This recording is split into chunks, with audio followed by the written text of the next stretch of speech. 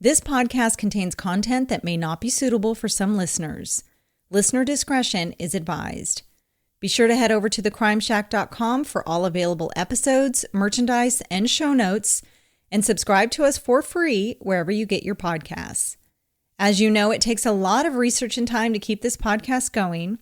You can help this show by purchasing merchandise, becoming a Patreon member for access to exclusive content, or just by buying me a coffee. Any and all support is greatly appreciated.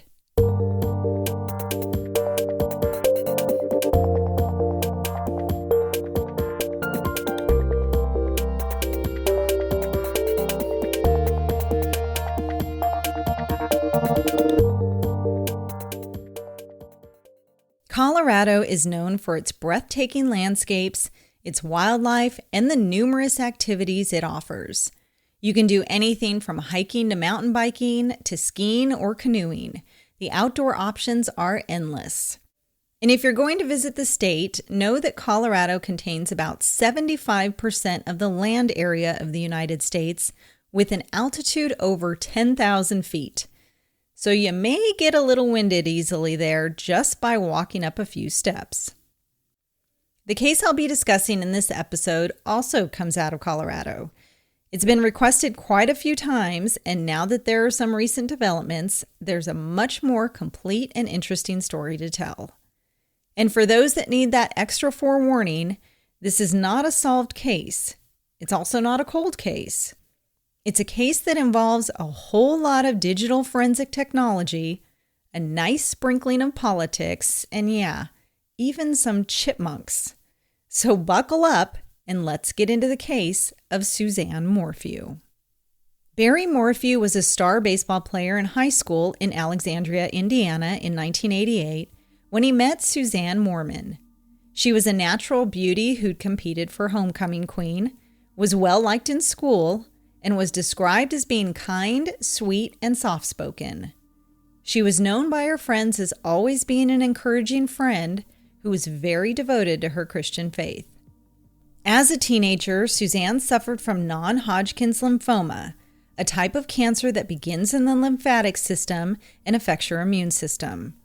She was given harsh treatments for the cancer and was able to overcome it and heal from it, but doctors told her that she probably wouldn't be able to bear children. She did overcome the cancer, but ended up battling it again later on in her life, where she had to continue treatments. With Barry's love of baseball, he dreamt of joining the major leagues and was eventually drafted by the Toronto Blue Jays, but that dream quickly faded when he got injured. Barry and Suzanne became high school sweethearts, and they continued dating when they both went on to attend Purdue University in Indiana. They got married in 1994 and settled in a town just outside of Indianapolis, Indiana. Barry got into the landscaping business and Suzanne went into teaching middle school. Against the odds, Suzanne did in fact get pregnant, and in 1999 they had their first child, Mallory, followed by their second child, Macy, in 2003. Once the girls were born, Suzanne stopped working to care for them full-time. In 2012, she started a nonprofit organization called the Suzanne R. Morphew Hope Foundation, which, according to their mission statement, address needs of children in various global locations by showing the love of Jesus Christ in tangible ways to address recognized needs. In 2018, Mallory had gone off to Colorado to attend college, and Suzanne and Barry thought it would be a good idea to move closer to her. So they sold their house in Indiana and decided to move 1,000 miles west to Salida, Colorado.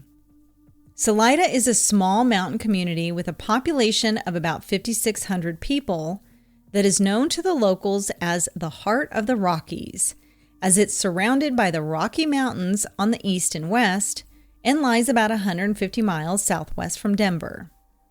Salida is part of Chaffee County, which consists of 5 cities and has a total population of about 20,000 people.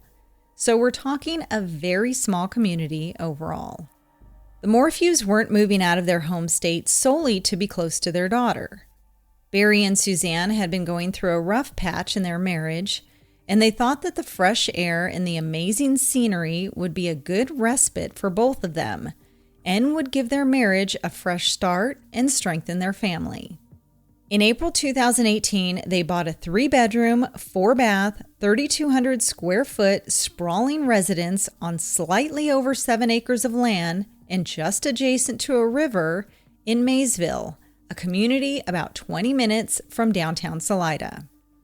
The residences in the community were spaced quite a ways apart, so each house was nestled into its own private wooded sanctuary. But according to Suzanne's sister Melinda Mormon, the move sadly did not change things for the better. In fact, things only seemed to get worse over the next couple of years. Suzanne confided in her sister and complained about the state of her marriage. And in May 2020, told her something that shocked Melinda, that Barry had been abusive emotionally and physically, saying that, "I feel more angry now, anger at what I've allowed." Melinda described her brother-in-law as being very dominant in the relationship, and Suzanne as being very passive and gentle. He had a tendency to overpower her and intimidate people to get what he wanted. It was May 2020, Mother's Day weekend, and both Mallory and Macy were gone for the weekend attending a camp in Idaho. On Saturday, May 9th, Barry had a couple jobs to attend to, and he left for work at around 11 a.m. He came back home for a quick lunch with Suzanne around 11:30, then left again to check on another project. At 2:26 p.m., he texted his wife telling her he was headed back home, but she didn't respond, so he sent her another text asking, "Did you leave?" She didn't respond again. A few minutes later, he arrived home and found Suzanne in their backyard sunbathing. As they settled in for the evening, she told him that she was going to do some mountain biking in the morning. This was a hobby that she'd picked up just within the past couple of months, and she tried to ride at least once a day. Barry went to bed around 8 p.m., setting his alarm for 4:30 a.m. He had a job in Broomfield near Denver the next morning, which was about a 3-hour drive, and needed to leave early. He was planning on staying overnight in Denver and coming back the next day. When he got up that morning, Mother's Day, Suzanne was fast asleep, and he left for work around 5 a.m. He sent a text to his mother, "Happy Mother's Day," before texting his wife at 6:10 a.m., writing, "You up? Happy Mother's Day. I love you." He then texts Suzanne again at 8:41 a.m., letting her know he'd just arrived in Broomfield. Sometime in the late afternoon, around 5 p.m., Mallory and Macy called their mother to wish her a happy Mother's Day, but got no response. The girls knew their mom was supposed to go bike riding that morning, so when they couldn't get in touch with her, Mallory called her dad to let him know. He told her to call their neighbor, 70-year-old Jean Ritter, to ask her if she could go to their house to check on their mom and see if her mountain bike was at the house. Mallory called Jean and she went over to the house but found no sign of Suzanne. Knowing that she should have been back from her ride by now, the girls told her to call police as they believed their mom was missing. Jean called 911 at 5:46 p.m. and was connected to the Chaffee County Communications Center. Suzanne was then officially reported missing, and the Chaffee County Sheriff initiated a search. Barry and the girls were now headed back to their house. Before heading home, Barry made a stop on the way, dropping off a shovel and some other tools for his co-workers at a hotel where he had booked some rooms for the night, telling them that he had to leave as he had a family emergency. He gave his hotel room to one of his employees to use. It was just after 6 p.m. By Sunday night, Mallory and Macy were back home.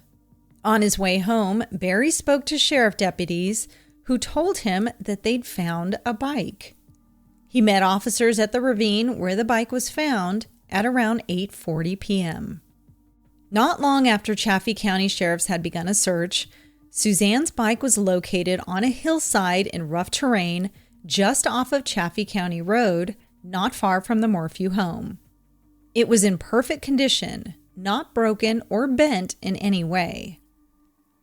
Officers shouted for Suzanne in the area of the bike, but didn't find her, and found no other evidence, no clothing, and no blood anywhere around that location.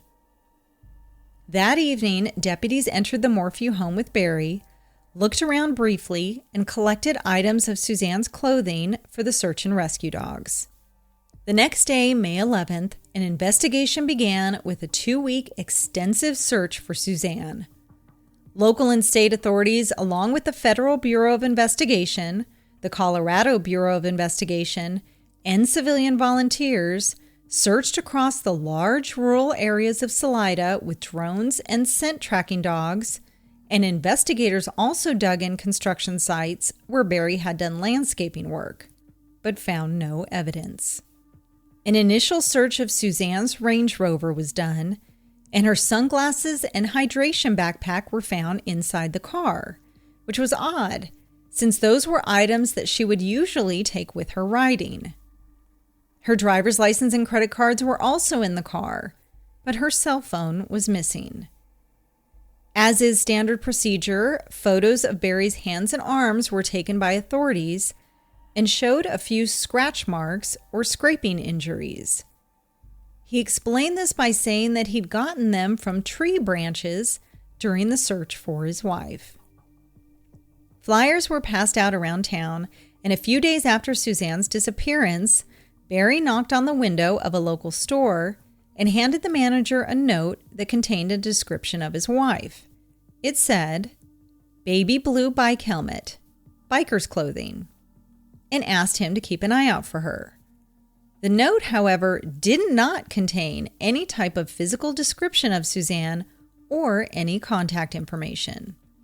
On May 14th, the Morphew family offered a reward, with Barry putting up the first $100,000 and a family friend matching that amount, totaling $200,000. 5 days after finding her bike, Suzanne's blue bike helmet was recovered by investigators about a mile away from her home off the side of Highway 50. Again, no clothes or blood or any evidence of a struggle was found near the helmet. On May 17th, Barry did a recorded video that was released to the media where he begged for Suzanne to come home. Oh, Suzanne, if anyone is out there that can hear this, that has you, please, we'll do whatever it takes to bring you back. We love you, we miss you, your girls need you. Also on that same day, the Pueblo County Sheriff's Office dive rescue team searched water sites, and residents were asked to preserve video footage from May 8th to May 12th. On September 24th, 2020, 4 months after Suzanne went missing, her brother Andrew Mormon organized a 6-day citizen search. The searches resulted in no further evidence and no sign of Suzanne. Investigators began the process of digging into the Morphew's digital footprints.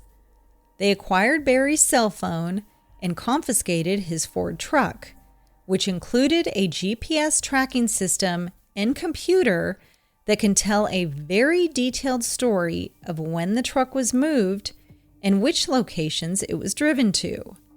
They also pulled Suzanne's phone records. On May 19th, CSI and plainclothes detectives searched the Morphew's home, carrying out evidence bags and equipment. The home was cordoned off, and Barry and the girls weren't allowed back in the home for several days.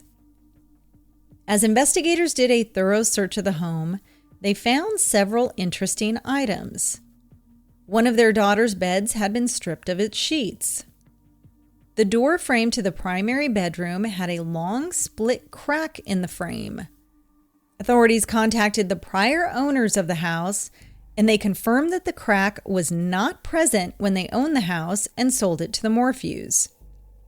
Barry was asked about the crack and asked if it was the result of an argument or him being locked out of the bedroom, and he replied, "I have no idea what that's from." Also found on the floor inside the couple's bedroom was an unspent shell casing next to their bed.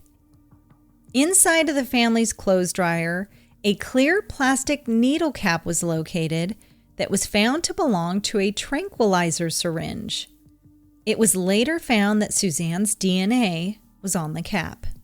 When asked about the cap, Barry said that he didn't know how it got into the dryer, but admitted that he was an experienced tranquilizer dart gun shooter, telling them, "The first thing that I thought of when I came here and saw deer in my yard with big horns, I'm like, I'm getting them horns.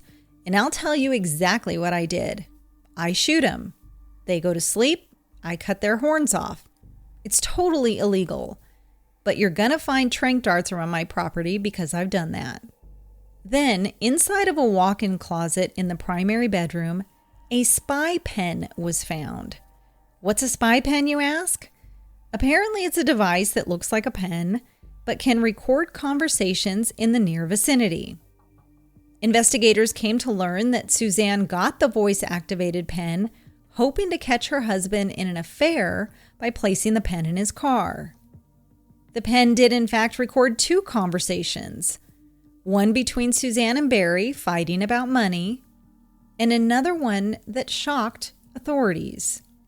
It was a 5-hour conversation between Suzanne and another man. In that conversation, she was heard saying, "Your heart, that's what I crave. I love how you love me. You're the sweetest thing I've ever known." But who was this mystery man? Could he be the one responsible for Suzanne's disappearance? Suzanne had apparently hidden the relationship with this man so well that it took investigators 6 months to uncover his identity. His name was Jeff Libler. He lived in Michigan, was married with 6 children, and had a whole lot of explaining to do. Authorities contacted Jeff and questioned him. He knew Suzanne from high school in Alexandria, Indiana, and they had a one-time fling after high school. When the Morphews moved to Colorado in 2018, she'd reached out to Jeff with a message saying, "Howdy, stranger." From that moment on, they talked almost every single day and first became physical in February 2019, then maintained an almost 2-year affair. Agents discovered the couple had seen each other 6 times over the past 2 years, meeting up in different states ranging from Louisiana to Florida. They'd send intimate photos to each other and talked about moving to Ecuador together.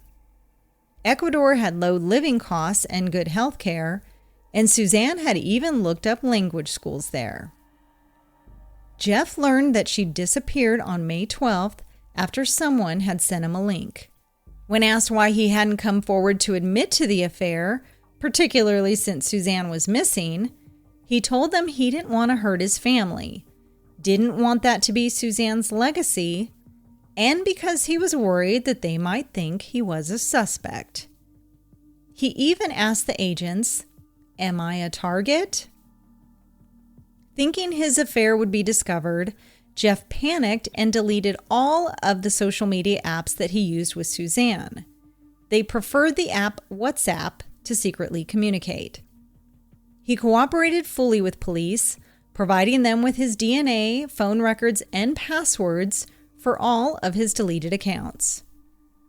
So the fact that he didn't tell authorities from the onset that he was involved is frustrating to say the least. I get it. You don't want the truth to come out. It'll be bad. It'll be hurtful for everyone involved. But here's some advice.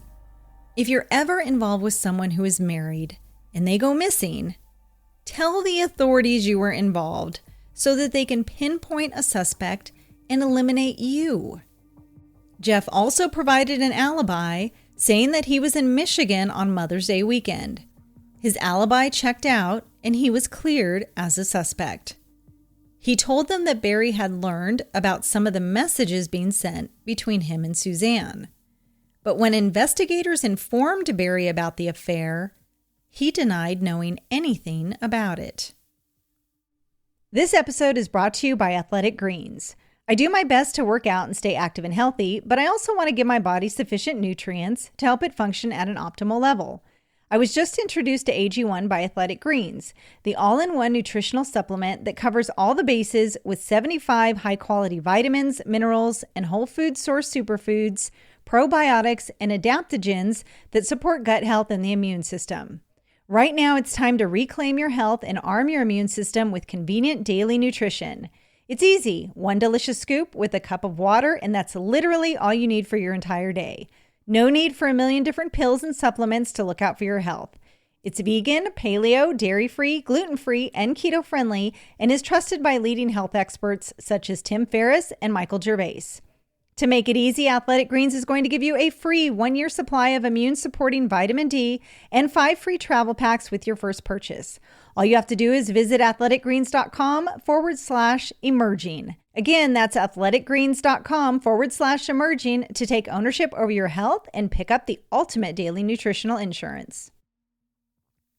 Based on Suzanne and Barry's cell phone records, Jeff's cell phone records, the truck's computer data, and interviews with those who interacted with the Morphews during those days, here's the detailed timeline investigators had laid out about what occurred in the hours surrounding Suzanne's disappearance.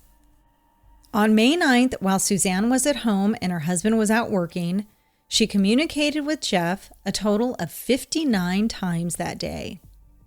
If you recall, in the morning and afternoon, Barry had left for his 2 jobs, coming home in between them for a bite to eat. At 2:03 p.m., Suzanne sent her lover a message that said, "Guess who is alone again? I'm just in love with you. What you up to?" Jeff responded a minute later with, "Wanna strip down and get naked? LOL." She tells him that she'll load up her WhatsApp account, and then 5 minutes later she writes, "Okay, I'm on WA." She then took a photo of herself in her bikini and sent it to Jeff. Investigators dubbed this photo her last proof of life photo. This would be the last communication that she'd send to Jeff and the last direct communication from her phone to anyone. On a separate note, investigators showed this photo to Barry during an interview, and he responded that it appeared as if she was drunk. At 2:26 p.m., Barry texted his wife saying he was headed home. And because she didn't respond, he sent her another text asking, "Did you leave?" which she didn't respond to again. It's believed that shortly following this, he arrived home. At 2:44 p.m., within a 21-second period of time, cell phone records appear to show Barry's phone pinging at different locations inside and outside the house. When asked about this, he said that he was running around shooting at chipmunks, which were a constant nuisance around the property. Okay, I don't know if anyone else can relate to this thought I'm having, but if I had that many chipmunks running around my house all day, I'd make a chipmunk hotel and maybe an obstacle course and set that outside where I could sit there and watch those fur babies all day long. I don't know. Maybe that's just me. I digress. Then from 2:47 p.m. until 10:17 p.m. that day, slightly under 8 hours, he put his phone in airplane mode. It was taken back off airplane mode at 10:17 p.m. This is very strange to me. How many times are we all on our phone? And how many times have you actually put your phone on airplane mode? I can tell you the exact times I have. When I'm on a plane, or the one time I thought my calls weren't connecting right, so I tried putting my phone on airplane mode to fix it. That's it. I don't do it regularly, but if I'm missing something and someone else out there regularly does this, please let me know. At 4:44 p.m., his truck door opened and closed. He then allegedly visited the Salida Stove and Spa between 4 and 5:30 p.m. and spoke with 2 employees at that store. He said he went to bed around 8 p.m. that night. So for investigators to piece together what happened in the 8 hours when he put his cell on airplane mode, they had to use digital vehicle forensics to pull the digital data from Barry's Ford truck. They used a Burla report to tap into the truck's computer to track its movements. The computer tracked not only GPS, where the truck was driven to, but also tracked when the doors of the truck were opened and closed. The data showed that the truck was put in reverse and moved some 96 feet closer to the house around 9:30 p.m., even though Barry said he went to bed around 8 p.m. At 2:53 a.m., there is an outgoing call from Suzanne's phone. Barry told police he set his alarm for 4:30 a.m. on Mother's Day and left the house by 5 a.m. to drive to the job site in Broomfield. But the truck's computers showed that the truck doors were opening and closing between 3:25 a.m. and 3:51 a.m. Suzanne's cell phone, which has still not been found, last pinged at 4:23 a.m. At 4:31 a.m., he puts his phone back in airplane mode. His phone then came back online and he traveled towards Broomfield. GPS can still be tracked when it's in airplane mode. Then from 4 a.m. until 8 a.m., no activity is recorded by the truck's computer. This could be for a number of reasons, but basically the vehicle's computer only holds data for so long before it's no longer available. Authorities have not provided any other explanation for the missing time frame. But he did tell authorities that when he left the house that morning, he took a left turn instead of a right because even though it was dark out, he remembered seeing some elk. He's a hunter, so he was interested in getting a closer look. This route also put him in the proximity of where her bike was later recovered. He sends the Mother's Day text to his mother and wife at 6:10 a.m. At 8:10 a.m. on Mother's Day morning, the truck's computers began recording data again. He made his first stop at a RTD bus stop in Broomfield. His passenger door opened, and video footage from the location showed that it took him about 2 minutes to throw something away in a garbage can that was a few feet from his truck. He texts Suzanne to let her know he's arrived in Broomfield at 8:41 a.m. He then heads to the Holiday Inn Express in Broomfield, a $92 a night budget hotel, where he makes another trash run. At 8:25 a.m., he checks into his hotel and enters his room at 8:38 a.m., carrying several items, including hiking boots, a teal-covered piece of clothing, a darker piece of clothes, and a light blue bag. Barry leaves his hotel at 9:21 a.m.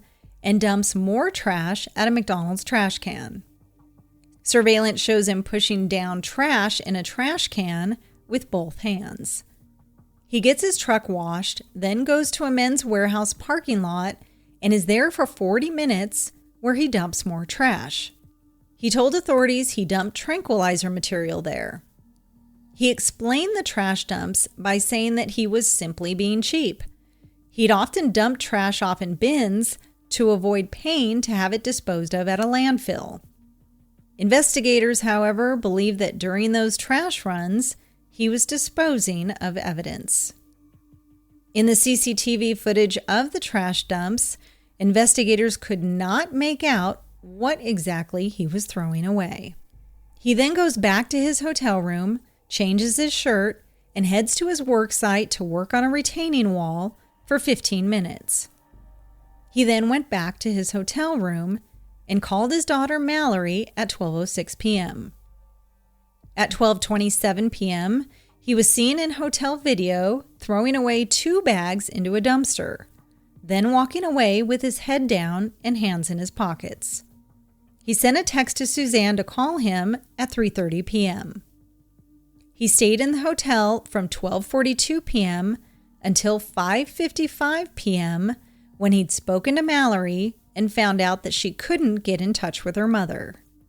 He changed his shirt again and left the hotel, but before heading home, dropped the shovel and other items off at the worksite. He told an employee, Jeff Puckett, that he could have his hotel room, saying that he had a family emergency and had to leave. When Jeff Puckett was interviewed by authorities, he said that the room had a strong smell of chlorine or bleach and that there were wet towels lying on the floor. There was also a pile of mail in the room, including a letter about property insurance, which Puckett handed to the FBI. When asked about the chlorine or bleach smell, Barry explained it by admitting he'd smelled the chlorine, but didn't know what it was from. He assumed it was from them cleaning for COVID, but the manager at the hotel confirmed that they didn't use bleach to clean the rooms. The indoor pool was directly under his room, so it's possible the chlorine smell emanated from there. Puckett said that Barry told him he needed to stay in Broomfield in order to complete the urgent job, but when he got to the hotel room, there were no tools in the room, and he waited around for 2 days, but was never sent to do any work. It was just after 6 p.m. that Barry started driving back to Salida. On the way, he spoke to the sheriff deputies about them finding the bike and arrived at the bike location at 8:40 p.m. At the time the bike was found, one of the daughter's boyfriends, 16-year-old Miles, spoke to officers and told them, in his opinion, it was unusual for Suzanne to ride up towards the location where her bike was found because she wasn't that good of a rider. Officers' body cam picked up that conversation. So you haven't seen the mom at all, have you? Yep, so the two daughters are gone right now at the moment. The dad is in Denver for a job, and they text her because of Mother's Day, and they haven't heard. The text never went through, like it never delivered since this morning. And she's a big mountain biker. She normally takes her car, and her bike's normally in the back of that. It's gone. Was this open when you came here? The neighbor was here that opened it, and then she shut it, and she went back to her house. Her house is right over there. Okay. And then I came back and I opened it to come in the house. Okay. What time did you get here? 6 o'clock, and then I went all the way up Frusis, because she's rode up there. And I just drove the main road, couldn't find her, and then there's a couple spots that I could check, like trails and stuff. But I wanted to come back here to just, like, check back in and stuff. Okay. Has she ever gone up 225? Colorado Trail right there? Like, you know the big hill once you come off the highway? Well, she hasn't, and I haven't checked there yet because that climb at the beginning is really hard. Yeah. And I think that it would be out of characteristic for her to do that, but I mean, someone needs to go there, I think. Why would you say it was, like, on camera? Well, because it's kind of a crazy... Okay. It's kind of a crazy climb to get up there. It's like not really rideable. You got to push your bike before you can start riding. All right. An officer greeted Barry when he arrived at the scene. He explained how Suzanne was new to mountain biking and said she was going to bike when she got up. And he offered the suggestion that it could have been a mountain lion. Where is it? Where's the bike? Oh, it's right there. Where was it? It was like just right down here in this little embankment. Right here. Was it a crash? I mean, the bike looked, the way it was laid, it kind of looked like it, but there's not really that much damage to the bike. That's the thing. Lion? Yeah, it was just like Was lion. it no lion? Mountain lion? I didn't see anything that would I didn't see anything, and they're not letting us go over the side. Because we're getting a track Dogs, we're bringing dogs. just right down in here. Search and rescue's on their way. Hey, Barry, and then I'll probably need your help to kind of tell me some of the trails that she frequents so we can backtrack some of that stuff. Yeah. You know what I mean? And she's an avid mountain biker, right? It just started. And just a confirmation, you left this morning at 5. She was sound asleep. Okay. And she told you she was going to go bike riding? She bikes every day, yeah. Okay. She's going to bike when she gets up. So she was asleep in the bed when you left. Did you say bye to her or anything? No, she's sound asleep. Okay. Always leave her. So the last time you probably actually saw her was this morning. That was it, right? Yeah, I've been in Broomfield. I got a big job up there. I've been there all day. Calm down. No, it's all good, man. We're doing the best. We got Did a they lot check of people the house? coming. Did they, Yeah. They looked through the house? Yeah, they got the house. So what we're doing is we're keeping people out of the house because if the dog comes, they want to get a scent from out of the house. Yeah. So they don't want to pollute that scent. So that way we can start trying. And I walked up this. Like I said, I didn't see anything out of the ordinary. Nothing looked like. I wonder if she was hurt. If she could climb up the hill? But that's the thing. When we came here, still was daylight, right? So if she was right here, somebody wouldn't easily, you know what I mean? Just because it was like literally like right down. It was. I mean, if we saw it coming in, somebody would have definitely seen it too, you know? Authorities don't believe the lion theory, as there was no blood, no torn clothing, nothing to indicate an animal attack. Barry continued to cooperate with authorities and spoke to them almost every day during the investigation.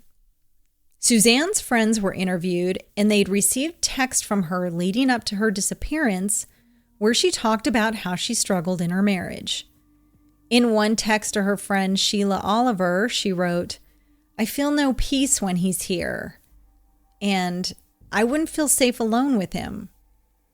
On March 25th, 2020, she texted a friend saying that he won't speak of divorce. She also told Sheila that when she would bring up divorce to Barry, he would threaten her with, "How would you pay for things like your medical bills for cancer?" Yet another time, Sheila said that Suzanne told her that Barry pushed her into a closet and put a gun to his head, asking her that if that's what she wanted, presuming that it was for him to die. On Barry's phone, authorities found a deleted text message that Suzanne had sent him dated May 6, 2020, just days before she vanished. The text said, "I'm done. I could care less what you're up to and have been for years. We just need to figure this out civilly." On April 22, 2021, Barry was questioned by the FBI and told him that he looks guilty from the evidence and suggested that his wife's murder was a form of God's judgment for the alleged affair with Jeff Libler. With a long-term affair now in the mix, the cell phone and the GPS truck data, the disturbing text Suzanne sent to her friends and sister, and Barry's trash runs, the events of May 9th and 10th started to come into view, and authorities began to believe they had a possible motive. They took the circumstantial evidence they gathered and brought the case to the prosecutor's office for review. Prosecutors and investigators have a theory about what happened the afternoon of May 9th. They believe that when Barry got home after receiving no response from his wife, that they had a confrontation when he shot Suzanne with a tranquilizer gun and she ran around the house, as confirmed by the cell phone data, trying to get away from him, ultimately locking herself in the bedroom. He was not, in fact, according to prosecutors, hunting chipmunks, but was chasing Suzanne. They believe the damage to the door frame happened when he tried to get her out of the room after shooting her. He knew that his daughters would be away on their camping trip that Saturday afternoon and took advantage of that opportunity to kill Suzanne and clean up the crime scene. In regards to the tranquilizer theory, experts say that it can take between 4 and 20 minutes for an animal the size of a deer to drop after being shot with a tranquilizer dart. A human, of course, would take much less time. The tranquilizer cap was found in the dryer because they believe that when Barry got home the afternoon of May 9th, he went into the garage, took that cap off a syringe used to load a tranquilizer dart, injected the dart with a chemical, and shot Suzanne. Bolstering the theory that they'd had a confrontation were the apparent scratches on Barry's arm. On May 5th, 2021, Barry was arrested for the first-degree murder of his wife, for tampering with evidence, and for attempting to influence a public servant. Today marks a major milestone in this investigation of Suzanne Morphew's disappearance. We are announcing that at 09:15 hours this morning, the Chaffee County Sheriff's Office arrested Suzanne Morphew's husband, Barry Morphew. He was taken into custody near his home in Poncha Springs. He was alone at the time of his arrest, and he was arrested without incident. I'd now like to introduce District Attorney Linda Stanley. You're not releasing the affidavit. You don't have a body. How can you prove to the members of the public that you have a strong case? For those that didn't hear the question, he said, we're not releasing the affidavit and we don't have a body, so how can I convince the public that we have a strong case? That's my job. I'm the one that considers how strong my case is before I bring charges, and I wouldn't bring charges unless I was confident. According to their arrest affidavit, prosecutors believed Barry discovered that he couldn't control his wife's insistence on leaving him, and he resorted to something that he'd done his entire life. He hunted and controlled Suzanne like he had hunted and controlled animals. After spending 4 months in jail, Barry pled not guilty to all charges and was released from jail on bond on September 20th, 2021. A preliminary hearing was conducted to determine if there was enough evidence in the case to go to trial. Barry's high-profile defense team tried to weaken the prosecution's case.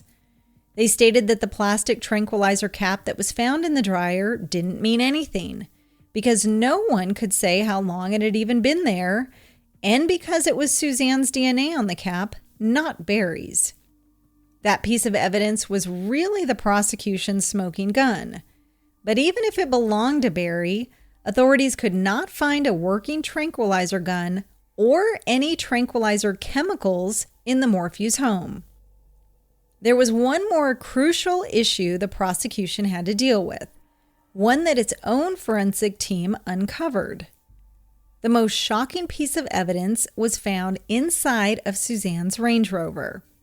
Investigators found DNA on the Range Rover's glove box that, when tested, revealed a partial match to an unnamed man connected to 3 unsolved sexual assault cases in Tempe, Phoenix, and Chicago. Whether investigators have interviewed this individual is unknown. The partial DNA profile supports the idea that she could have been abducted by someone, a serial killer, or maybe another person who had the opportunity. Or it could be innocently explained by possibly someone working on her car, like a mechanic. But it does leave a huge question mark in terms of Barry's culpability. After all the evidence was presented to the judge, but before making a decision whether or not to go to trial, Judge Patrick Murphy stated 3 different likely scenarios. Suzanne Morphew left willingly, Barry Morphew could have killed his wife, or someone else abducted Suzanne and killed her. He said it wasn't likely she'd run off on her own, even though her and her lover talked about that, because of how loving she was towards her family, particularly her daughters. He ruled that there was probable cause for the case to go to trial, but he basically said that he was looking at the evidence that was most favorable to the prosecution. And frankly, they didn't have a strong case. On October 18, 2021, Barry's law firm filed a lawsuit against prosecutors and investigators for what they claimed was unlawful arrest, malicious prosecution, and defamation. The firm claimed that investigators omitted crucial evidence in the case, including the DNA evidence from an alleged sexual offender, and engaged in extreme and outrageous conduct. They intended to file against 26 individuals associated with the Chaffee Police Department, the 11th Judicial District Attorney's Office, the Colorado Bureau of Investigations, and the Federal Bureau of Investigations. And in another odd twist, in late 2020, Barry began seeing 51-year-old single mother of 1, Shoshana Dark. He ended up moving in with her in preparation for his upcoming trial.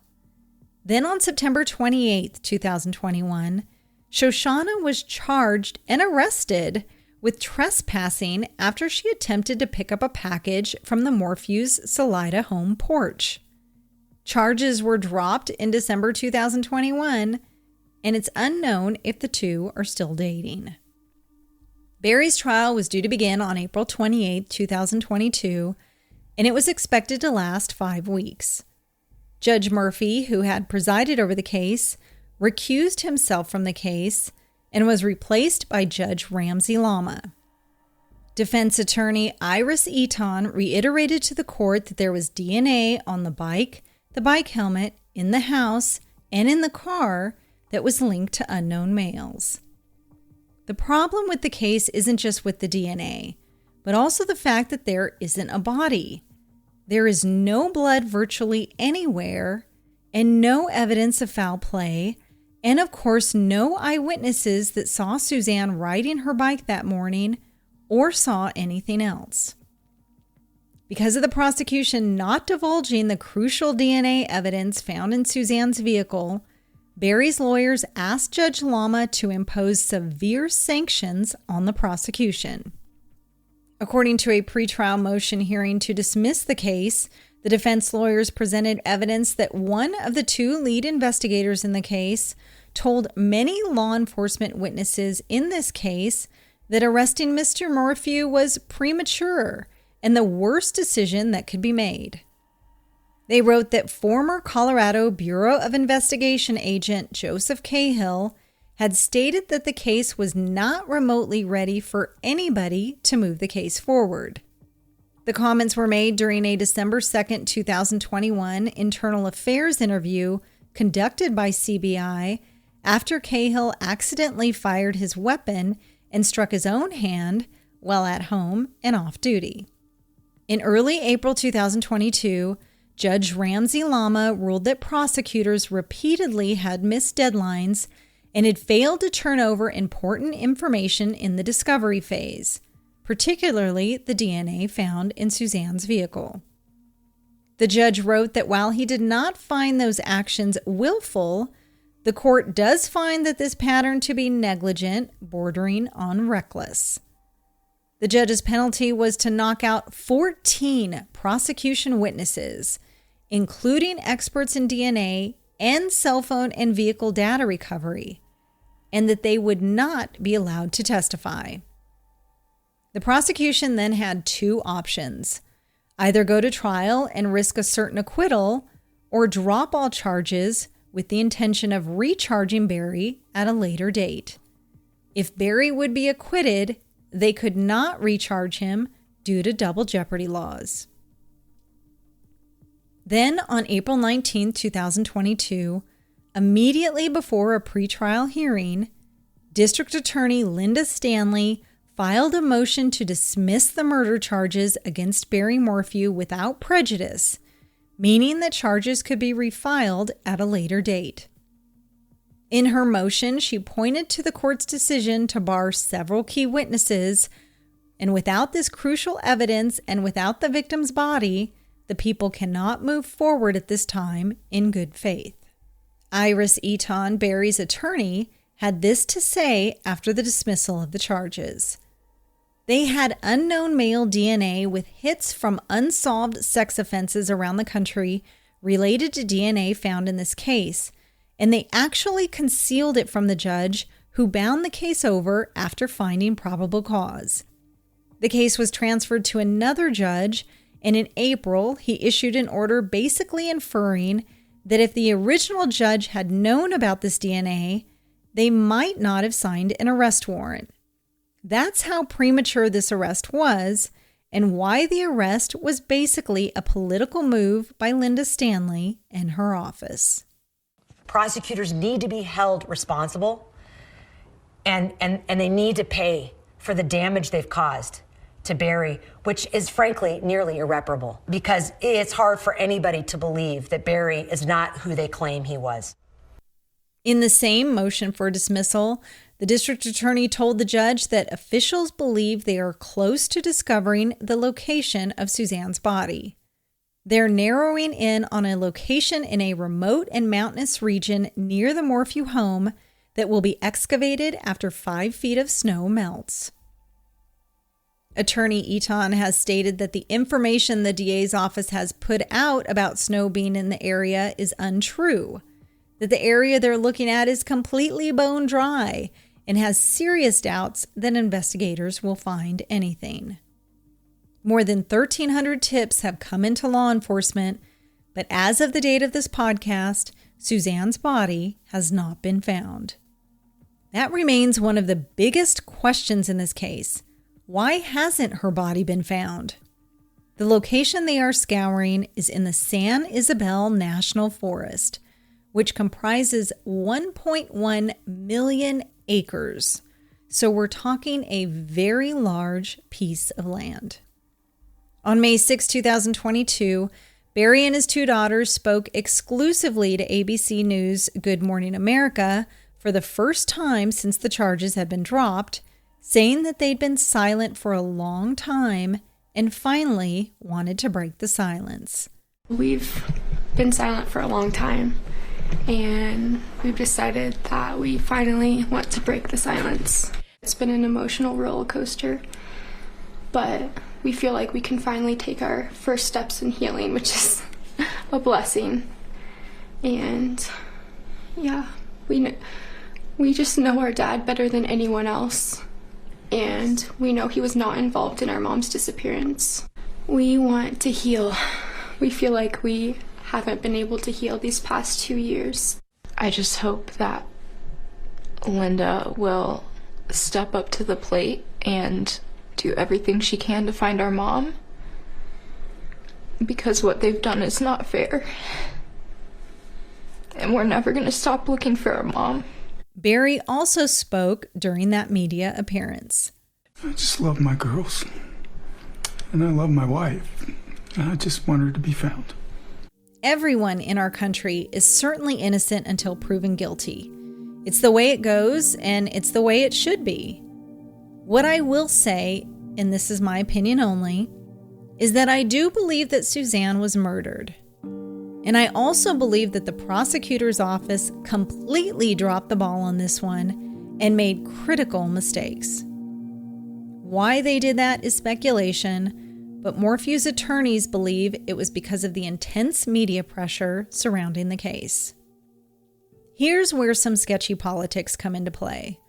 Republican candidate Linda Stanley had fairly recently been elected as district attorney for the 11th Judicial District Attorney's Office in Chaffee County, winning against Democratic incumbent Caitlin Turner.